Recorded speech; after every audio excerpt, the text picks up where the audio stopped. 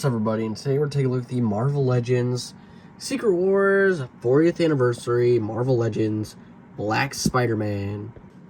So, first, before we get into the actual figure itself, gotta take a look at the packaging. So, it's not gonna fit in frame because this box is huge. It's just very long.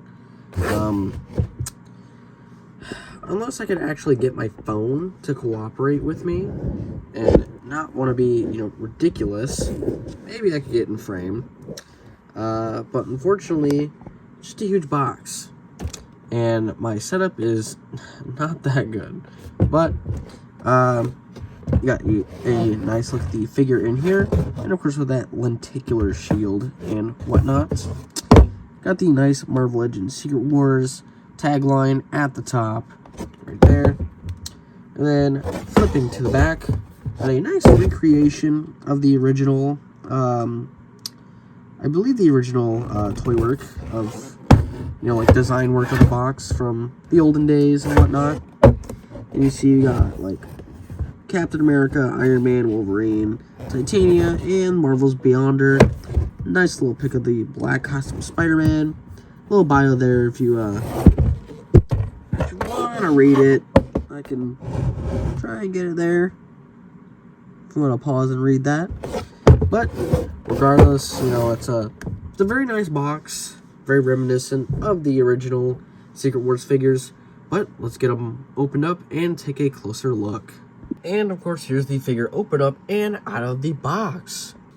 So here is the Marvel Legends Secret Wars Spider-Man out of the box and looking pretty good. I think this is a really nice buck to use for this particular Spider-Man. And I believe this body is the Amazing Fantasy body. I believe. Not 100% sure. But nonetheless, it is a perfect body for this particular Spider-Man. So let's go over the details first off. Not much to go with as far as details go. He does have very nice musculature work done to him. Of course, pinless and seamless. And it's just so good. I love the pinless tech so much. It just makes the figures feel a little bit more higher quality. Since you're paying a lot of money, I mean, might as well have that quality.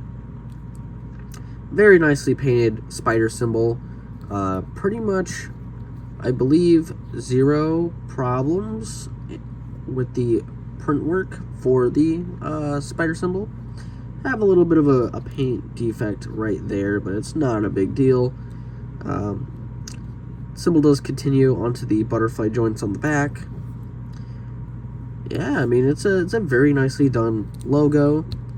Love the musculature. I think this body fits very well for this. And then you do have the triangle patches on the fist, and you're probably wondering, well, why isn't it the rectangle patches? Why does he have triangle patches? That's weird.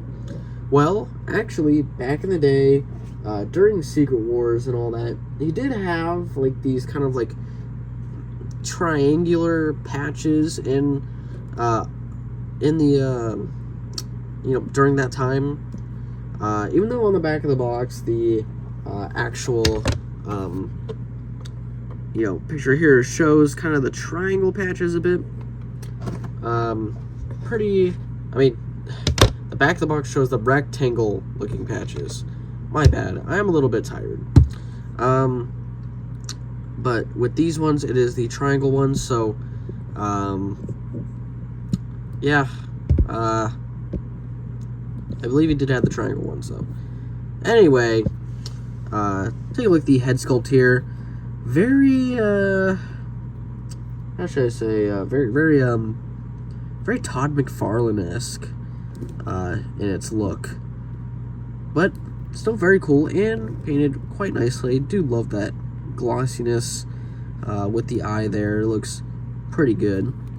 But overall, that's pretty much it for the details of this figure. Nothing too crazy, to go about with this this figure, because I'm pretty sure it's a body we've seen, before. But anyway, yeah, that's that's it. with details out of the way, since there's really not a lot to go off of, let's get into the accessories. For the first bit of accessories, he does have, of course, he comes in package with these 2 standard fists, and, of course, that head. Then, next up, you do get a pair of standard wall crawlers. Comes with every single Spider-Man, for the most part. And then, of course, you do get some thwippers, which, correct me if I'm wrong, I'm pretty sure he did, just use standard thwipping in, when he first got the black suit in Secret Wars. I'm not 100% sure. I'm not that old, so I don't, really know too much about it back in the day, but as much as I know is the origin of his suit was in Secret Wars, and I knew during, I believe, Kraven's Last Hunt, he just had a fabric black costume, as to which he did use thwipping, but he does come with thwippers as well. And then the final accessory for this Spidey is this head, which may or may not remind me of a very particular Spider-Man design from a very particular Spider-Man game, if you guys know what I'm talking about, and which may or may not mean that this figure might get a custom paint job attuned to that very specific game.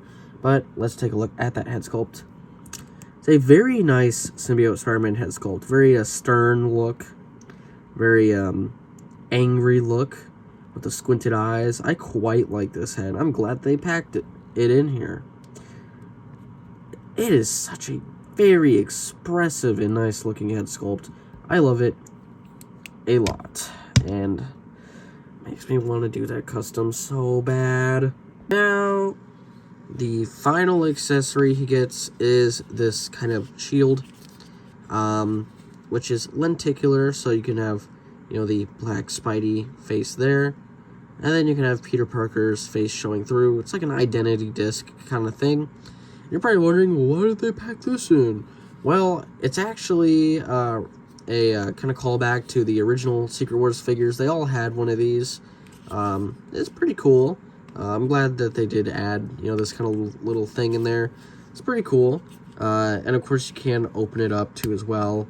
And take out this piece. And I just put the other piece behind it, but it does also come with this 40th year of Secret Wars thing right there. And then the lenticular piece. I just keep both of them kind of in there, just that way I don't lose them, or, one gets lost and the other isn't.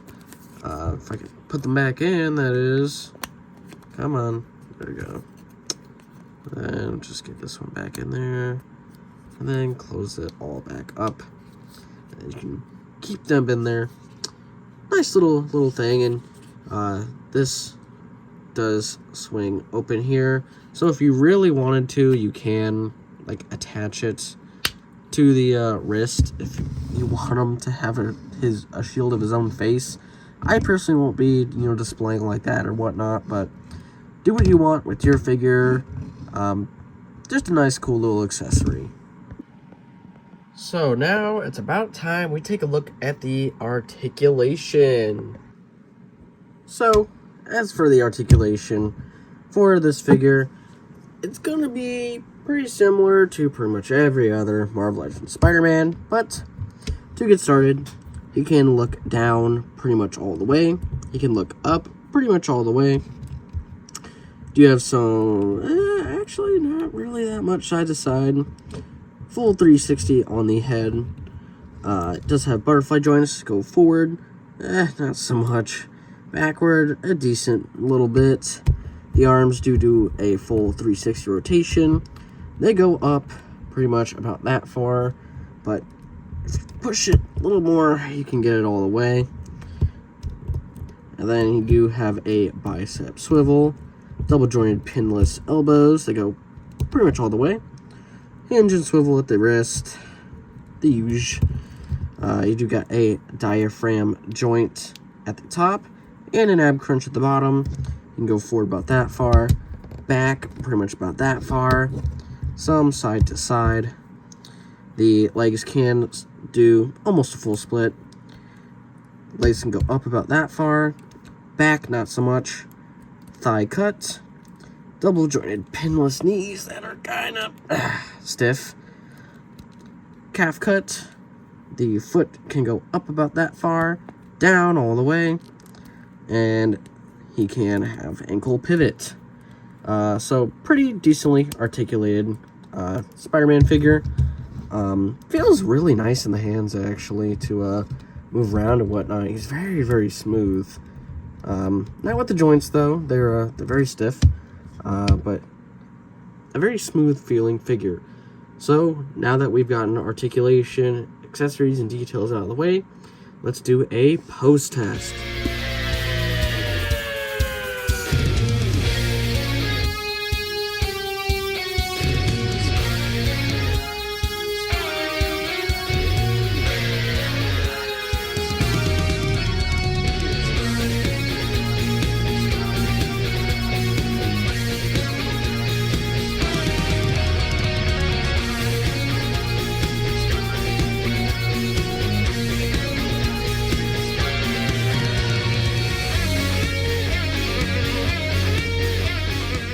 So, I hope you guys enjoyed that little pose test. Sorry, it was a little bit of a short one. Tried to figure out some other poses for this guy. Couldn't really think of too many, at least not right now. But, did a couple just to really show off, how this guy can really pose. But, anyway, it's now time for the comparison, and then we'll get into the final thoughts. So, first off, to compare here, we'll just do, it's just going to be a bunch of basically symbiotes, but here he is next to the Ultimate Black Spider-Man. So that is the teenage body, so you can see how they scale next to each other. And then here he is next to the, the Renew Your Vows body, Black Suit Spider-Man. So you can see that he's kind of like a healthy medium. He's not as tall and, buff and bulky as this VHS 2-pack Spider-Man is, but he's also not as short and lanky and skinny as the Ultimate Spider-Man.